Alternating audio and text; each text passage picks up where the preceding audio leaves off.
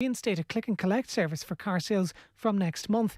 It says the size of dealerships and the low average footfall makes car sales very low risk. A reduction in car sales due to coronavirus has resulted in lost revenue of €1.25 billion to the industry. That's it for now. More in an hour. News Talk Weather. Thanks to the AA. For our most competitive discounts on car insurance, go online to the aa.ie. Largely dry tonight, some mist and drizzle across western and southern counties. Lowest temperatures of 4 to 8 degrees. And now you're up to date on News Talk. The Newsround on Off the Ball. With Gillette. Put your best face forward with our new and improved razors. This is News Talk. Hello there, you're welcome along. Monday evenings Off the Ball, Joe Molloy with you. First time in a long time we have a standout, brilliant Irish performance and Irish win all in one to talk about. Against England as well, just to put the cherry on the icing. We've got Brian O'Driscoll and Keith Wood on the way after 8 o'clock. Pat Nevin will be on the football show talking about Manchester United's bombing out of the FA Cup, amongst other things. Irish international Anya O'Gorman will be on as well. The Women's League of Ireland season gets underway this weekend coming. Plus, for Stephen Kenny, the road to World Cup 2022 starts on Wednesday. The injury news keeps coming, unfortunately. The team departed for Serbia this afternoon. Dan McDonald's going to join us 7:30 and fill us in. 53106, the text number. Do get in touch at Off the Ball on Twitter. Standout performers for Ireland. Put them to Brian O'Driscoll and Keith Wood after 8 o'clock. Richie McCormack, hello. Joe, how are you? Adrian Barry, hello to you. Even Joe, Richie. Fair to say, Adrian, I don't think we quite saw Ireland 32, England 18 coming. That was the best by some distance performance of the Andy Farrell tenure of his 14 games thus far, and probably right back to 2018. Fair to say, Joe, that we were talking at this show a couple of weeks back about natty jumpers and Bryson DeChambeau's nice little red number after he won a couple of weeks back, and you're keeping up the fine tradition there this evening yourself. It's a lovely little number. It's a bit more sort of Christmassy, I would suggest, than March. But look at you're holding up the fashion end for the three of us here tonight. It was class, wasn't it? It was great. Class, yeah. It was class. It was exciting. It was brilliant. Like, it wasn't just, okay, they played average rugby and won by 5 points or won by 10 points. It was just a brilliant performance. And it felt like nearly. I know the opening 5 minutes, and Andy Farrell talked about it after the game, were a bit hairy. I have to admit, looking at it at that point, going, "Oh, geez, there's going to be a long day." Yeah. But they managed to hold that out, and it felt like really inevitable, to the point that, like, you saw CJ Stander. There must have been about a half an hour on the clock. Comes out of a ruck and is smiling away to himself, and the players are smiling and looking around in a way, that sort of relaxed view of, like, we are going to win this, really, no matter what, which rarely, I mean, you never get between Ireland and England. You rarely get in a Six Nations match. And like the Tyke Byrne performance again, I certainly wondered about the move into the second row, whether that would hinder his general play, maybe his Lions prospects, but I mean, it did anything but. If anything, it kind of confirmed his position for all of that. Yeah. Some champagne rugby thrown in for you, Richie? Yeah, I would have thought you'd look like George the Animal Steele, the WWE Hall of Famer, in that jumper. That's another story. Yeah, Byrne was amazing. Henshaw was fantastic, but I think it was the confluence of performances, because there's been bits and pieces dotted throughout this tournament whereby throughout the course of it, while we're in the midst of it, there was a lot of questioning whether things were going right, and the loss to Wales was tempered with Peter O'Mahony sending off. The loss to France was, tempered with the fact that, we got within 2 points of them, and that France side looked very, very good, and we kept them to, I think, knocking on a low score for them during the course of the tournament. But we all kind of thought, yeah, but we're really not there at the races, are we?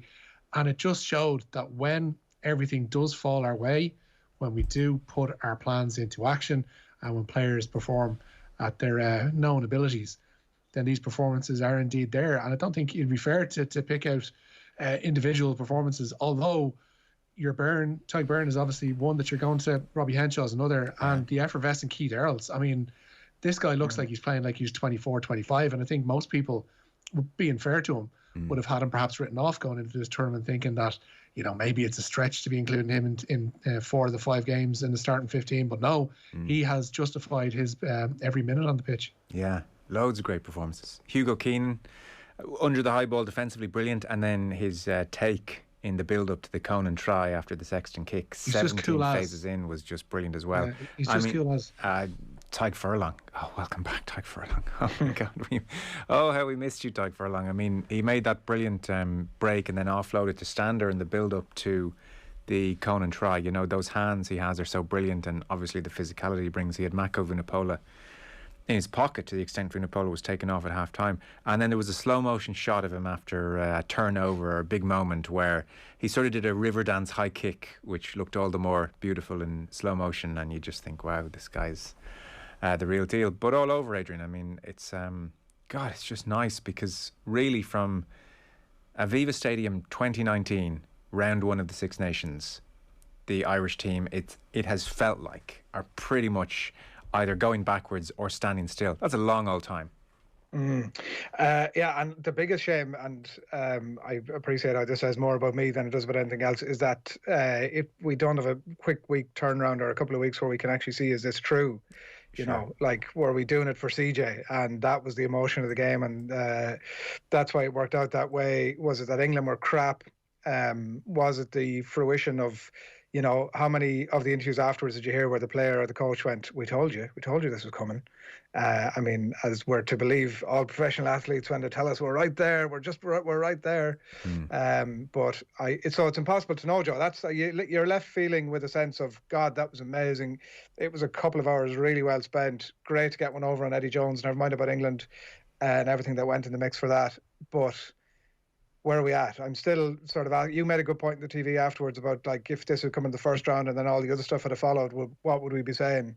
And so we are left with a bit of a sense of, God, it'd be great to be another couple of games to go and see exactly, is this the grand plan? I mean, like if this is you listen to a lot of seasoned commentators in the lead into the game talking about the absence of any clear attacking plan, and like you could tell that yourself looking at it handy enough. Didn't seem as if we had any great coherence about our play defensively in an attack. So is this now the Andy Farrell? Has he landed? Is this it now? We're in for every game we see from here on out. That's kind of what I want to see. For sure. Hell, it's a damn nicer question to be asking as we head towards the summertime then. God, is this the coaching ticket, the right coaching ticket? Which is where I suspected the conversation would have been if England had come and pumped them for the 5th time in a row. So isn't that a much better question? We've got Brian O'Driscoll and Keith Wood on the way after 8 o'clock. We should start the news round and Off the Ball on News Talk.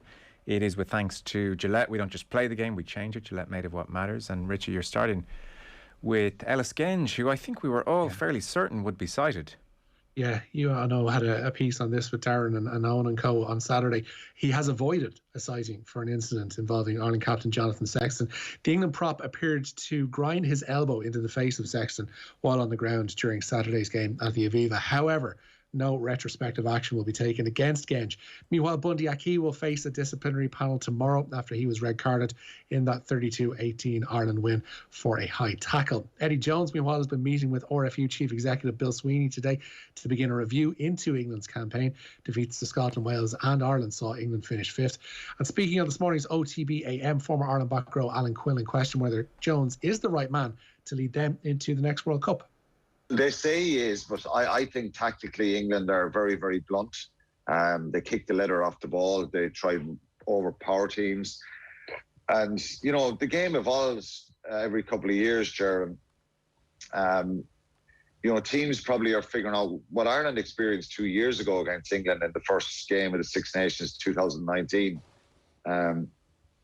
where England just smothered Ireland into submission, overpowered them, and kicked a lot, and they try and play in the opposition half and force mistakes. They've got to add a little bit more. You were very diplomatic, Richie, the way you scripted that, as Ellis Genge appeared to press his elbow into the face of Sexton. Well, I mean, it was... If there's no action being taken, Joe, I have to be very, very careful on this one. But although he does, he admitted it. He admitted it on the pitch. It's the mad thing. Sexton said to the referee, you know, he's after doing this elbow in my face, and the referee said, well, look at it afterwards, Johnny, which was a strange thing for the referee to say, as opposed to, we'll look at it now. But Genge said, yeah, I did, yeah. Yeah, I did. It's just bizarre. It's bizarre. odd. I think just a moment of absolute madness from Genge, whether he escapes without censure or not. And I don't know if there is still scope for him to possibly face a disciplinary hearing over this one, because I don't think it's going to go away, and I don't think it paints Six Nations rugby in the most welcoming of lights when you see a player escaping with an incident like that, offset by what we saw Aki sent off for, and then earlier in the tournament, Peter O'Mahony sent off for. And again, Peter Willems, who's going to face a disciplinary panel himself tomorrow for his tinkering with the eyes of Wyn Jones in Paris on Saturday night. Like, this is all serious foul play, and it's stuff that you're looking to stamp out of the game for one reason or another, be it the protection of the players' noggins or just the general safety on the pitch and fair play and all that kind of stuff. And Genge exhibited none of that. And it was very definitely... you would have thought that if Matthew Reynal saw that at the moment, that he would have given him a card, and it'd probably be a red one. So how they can look back on this and say, yeah, no, it probably wasn't a red card, it's just it escapes reason. Yeah, it's surprising. I don't know, do they publish a rationale, or will they do that in due course? But we'll let you know if they do. There was something, Joe, I don't know about it. The citing commissioner hadn't mentioned it, so they felt as if they were obliged to then not run with it. But I mean, I saw Murray Kinsella tweeting there to say that he must have looked back in the footage that you could hear before that Genge saying Grandad wouldn't let go of me, as in Sexton was obviously holding him down the ground, and that was where that conversation originated from. But and look, you remove Genge from it, like, it was a horrific act, and so he's not responsible for no action being taken about it. Like you say, he seemed, whether it was an act of bravado or whatever, just to say afterwards that accept that he did it. But it's incredible. Like, I just don't understand how everybody leaves that game and the footage of it afterwards, and there is no leeway in the rules to be able to say everybody in the planet has seen an act of foul play here. Forget about due process. Let's just get this reviewed. Like, what sort of a message is it sending out? Like, it is tempting to, as Richie said, sort of compare it to some of the other stuff that went on over the weekend, but just look at it in pure isolation. And really, there's got to be, like, I think the door is shut on any action, to be honest, Richie, on that question. I don't know if they can go back and do anything after this. But you would like to hear the credible voices in rugby come out against it. And, this looks like it's going to pass by, but it never should again. Richie, Republic of Ireland then? Yeah, they have departed Dublin for their first World Cup qualifier. The entire group returned negative COVID-19 results ahead of Wednesday's game away to Serbia. West Brom forward Callum Robinson was in front of the media before flying to Belgrade, and he believes it is only a matter of time before the tide begins to turn in Stephen Kenny's favour. You start panicking when you're not actually getting the chances. Like, we are getting some good chances, and I obviously have missed the last few games through the COVID reasons, which was annoying. But it's been hard for the gaffer as well. You've got to remember, I think there's 14, 15 players by the last game, in the last trip, from the team that he picked. So it's tough. The team's changing all the time because of obviously all the COVID stuff, which is, we can't help that.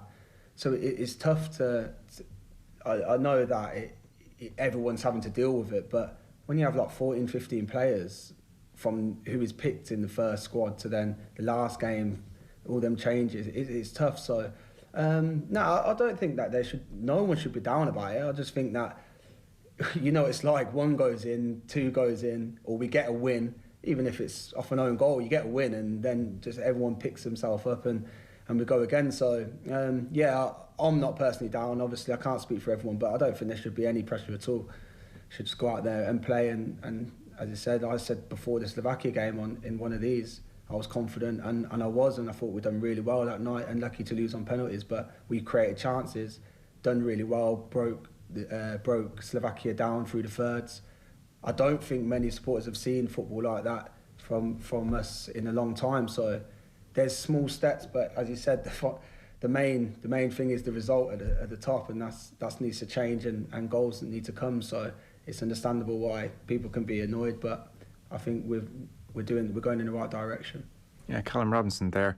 I think he's right in pointing to the play against Slovakia, which was probably Ireland's best performance in many ways, albeit didn't go the way they wanted, and penalty shootout transpired the way it did. 5 of those players involved that night, and you presume that is very much Stephen Kenny's best team in his own mind, are injured, and the injury news has kept coming at quite the pace. So it seems Mark Travers will be in goal for Ireland now. He's at Swindon at the moment. He's on loan at Swindon. I just had a look before coming in air. So he hasn't played a game since the 9th of February. And there are quite a few players who are not playing much football as well. Looking through the list, I did a good old deep dive into where we are, and it's worrying in terms of match sharpness, if that counts for something. You wish the Luxembourg game was before the Serbia game in some ways. And I guess, Adrian, the question is who's going to score goals. I mean, that was the question in the 7 games thus far. I had a quick glance to see, is there anything that we can kind of hang our hat on? So Aaron Connolly, I mean, his last game was 4 weeks ago. He has scored 2 goals in 18 this season. Ronan Curtis, in his last 22 games at Portsmouth, has scored 2 goals. Callum Robinson there, he scored 2 goals at Stamford Bridge back in September, and we thought, wow, this is brilliant. But his last appearance for West Brom was on the 2nd of February. Shane Long, he has scored 2 goals in February. Played 10 days ago for Bournemouth, which isn't so bad, I guess. James Collins then at Luton, 1 goal in 19. You know, all these kind of 1 goal in 19, 2 goals in 18 stats, they're when you're Stephen Kenny and you've got a World Cup campaign which is 8 games, you need someone to pop up and do it in those 8 games, like 1 in 18, 1 in 15, and at a lower level doesn't quite inspire confidence. I guess we're just hoping something happens, which, you know, it sometimes does in international football, I guess, you know. But, like, you know, there's nothing on paper with all the injuries and with the lack of goals to really feel like you have something concrete to take into this Serbia game. You're just hoping they muster something up.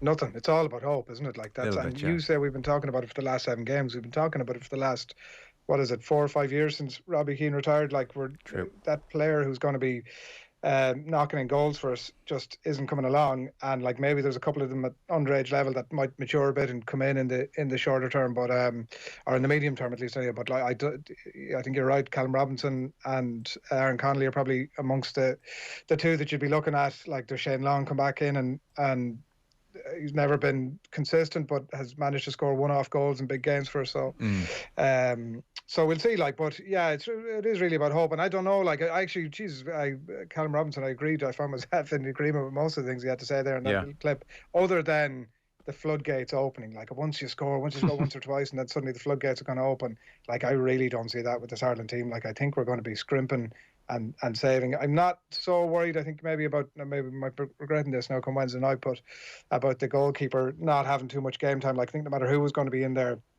I mean, I guess it would have been Caoimhín Kelleher, would it, if he had been fit? And obviously he himself not seeing too much game time, so wouldn't have been as worried about that. But obviously, keep it tight at the back there and see how we get on. And like, but I just don't know. Yeah, it's this conversation is not going anywhere anytime soon in terms of the solution for that. Troy Parrott, come on through. We're ready, Troy. Anytime you want to get moving. Yeah, what's he doing? Even he obviously scored for Ipswich there last week. Yeah, and he's not going to start in Belgrade according to Kenny as of his press conference last week. So be a big. He hasn't become that player, has he? That we were all. You know, when he was at Tottenham, he's still really young. Like there's plenty of time for him to do that. To be relying on him to be at the Robbie Keane level now would be a fool's error. That, Richie. Give it to us now. Straight away. Adrian Barry taking no prisoners. Troy Parrott. Barry writes off 18-year-old. He just never became the player we thought he would. So we'll see. We'll talk to Dan very shortly and see what he makes of everything. Now, Will Connors, this injury more serious than we'd hoped. Yes, he's set to miss the remainder of Leinster's Heineken Champions Cup campaign. The flanker is out for up to 8 weeks due to a knee injury. Gary Ringrose will almost certainly miss the last 16 visit of Toulon to the RDS. That's due to an ankle injury, while James Ryan is out of Saturday's Pro 14 final with Munster as he continues to follow the return to play protocols. Connacht are aiming to finish their Pro 14 campaign on a high tonight. Andy Friend's side are in Clonettley to play the Scarlets. Kickoff there is at 8, and Friend forced into one late change. Jack Ainger misses out through injury, so Dominic Robson comes into the starting 15 at loosehead with Finlay Beelum coming onto the bench. There's a text in, would Genge not be incited to have something to do with a Lions selection? Would any ban carry over to the Lions tour, says Damien Santry? No, I don't think so, Damien. I mean, he would have been getting 3-4 matches, 5 matches maybe, but I mean, they would have been well and truly served by the time any Lions tour came around. Have all the backslapping you want, but Sexton's 22 points yesterday proved once again that Irish rugby remains utterly dependent on a much battered 36-year-old body, says Brian. As you'll hear Brian later on, Keith Wood, Brian Driscoll, they were effusive about Sexton's performance, for sure, his best maybe in years, and he's had a very good championship, and he's managed to put 80 minutes back to back. But they were making the point, actually, they weren't as reliant on him as they have been, that it wasn't always Sexton at first receiver, that there was a tempo about things, and it wasn't just Conor Murray getting to the ball and waiting for Sexton. It was boom, boom, boom. Lots of different players involved. Lots of different players playing first receiver.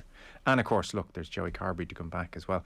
Lads, if we want to talk about acts of violence, frankly, the entire Rugby Ireland team should have been red carded for tearing England a new one, says Paul. There we go. Richie, this news, we've been waiting for this really for a long time. So the O'Donovan brothers, who stole everyone's hearts, including Graham Norton's, at the Olympics last time out. Basically, there's competition to see who gets really to partner Paul, who's kind of maybe the one who's probably fairly certain of his place. And there was a lot of competition, and they've been having their various trials to see who would partner Paul at the Olympics. And so the verdict is in. It won't be the O'Donovan brothers. Yeah, this was kind of signposted a long way out, given Ireland's international showings last year. The O'Donovan brothers won't be competing together at this year's Summers Olympics. Fintan McCarthy has instead been selected alongside Paul O'Donovan to represent Ireland in the lightweight doubles in Tokyo. Paul won silver in Rio 5 years ago alongside his brother Gary, who now finds himself without a boat. Yeah, bittersweet, Adrian, I'd say. Fintan McCarthy, what are you doing to us? You're ruining the whole spirits of a nation. Who get behind the two lads pulling like a dog. Listen, I'm sure obviously he's the best man for the job at the minute. So good luck to him. But the two lads are such what gets lost in a lot of the conversation about the two lads is what amazing dedicated athletes they are. Yeah. Obviously, but they do give us great entertainment. The people who know nothing about rowing or know nothing about sport know about the two lads, and that's the impact they've had. And Finbar McCarthy, you have a lot to live up to. I was always taken aback. Fintan McCarthy. Fintan. I got to speak to the O'Donovan dad, obviously, in Rio 5 years ago, just not long after the race. And I was even taken aback by when he mentioned, just really casually in passing, that Gary would have been the lesser of the two in terms of rowing, and he would have had to apply himself more, and he would have had to put more into it, and where Paul was the more natural rower and therefore was the one who always seemed destined for this kind of thing, whereas Gary was, he had to work and work and work to get there, and he certainly did. And to be honest with you, to go to an Olympics at all is quite something, and to come away as Gary and Paul did 5 years ago with the silver medal, you've done enough at that stage. Going again is an absolute bonus, and fingers crossed for Paul and for Fintan going forward. No, absolutely. I'm sure it's tough for Gary for sure. Paul is, by all accounts, a bit of a genetic freak. I think his VO2 max is off the charts, and he's got some, I mean, I am no expert clearly, but whatever flexibility he has in his shoulders means for better stroke, and just seems to be phenomenon. Quiet, quietly going about his business, training to be a doctor or a surgeon, I think, and top of his sport globally. So he's a phenomenon. Geez, you'd trust him with a knife, wouldn't you? Yeah. He has that bit of an eye about him. Gary, not so much, to be honest with you. No, Gary, I'll take my chances, Gary. I'm going to just see what happens before we go in and remove it. That's right. There's a bit more rehab I can do here. I spoke to Paul a couple of weeks ago. He was on, and I never asked him about the Graham Norton thing. So I was saying, what was it like? And we were chatting about it a bit, and he was saying, just at the end, he said, and the good thing he hadn't expected was Graham and brought them all out for dinner afterwards. Nice. Yeah, because you just assume with these things, everyone, and that's a wrap. Okay, bye everyone, straight into the car home. So Graham brought him out for dinner, and then he goes, and James was there too. It's like, James who? He goes, McAvoy. I was like, bloody hell. And he goes, oh, Michael was there too. It's like, Michael who? Fassbender. So it was the O'Donovans, Norton, McAvoy, Fassbender for a nice dinner out in London. I'd say that night was good.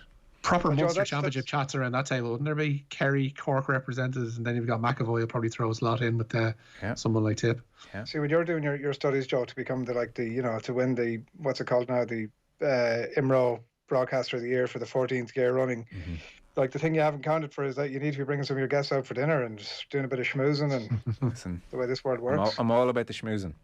Yeah. So, France, after the weekend, have Friday, Scotland, Paris. They have to win by 21 points or more. Yeah.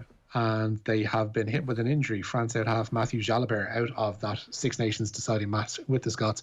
The 22-year-old sustained a head injury in Saturday evening's thrilling win over Wales, and Jalabert's place in the starting 15 will likely go to Roman Ntamack, with Louis Carbonell taking his place in the squad. Scotland, for their part, have Adam Hastings back for Friday's game.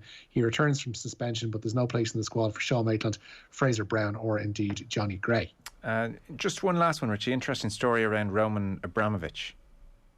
Yeah, Chelsea owner Roman Abramovich has launched legal proceedings over what he calls false and defamatory statements in a book published last year called Putin's People.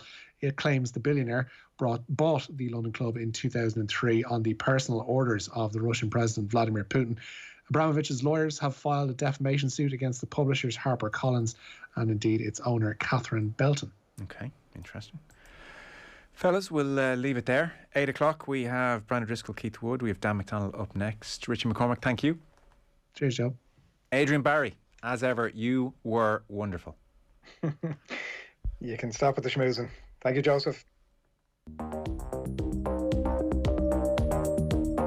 On legal advice, I'm precluded from making any further comments at this hearing in relation to the finances of the association or my former role as CEO.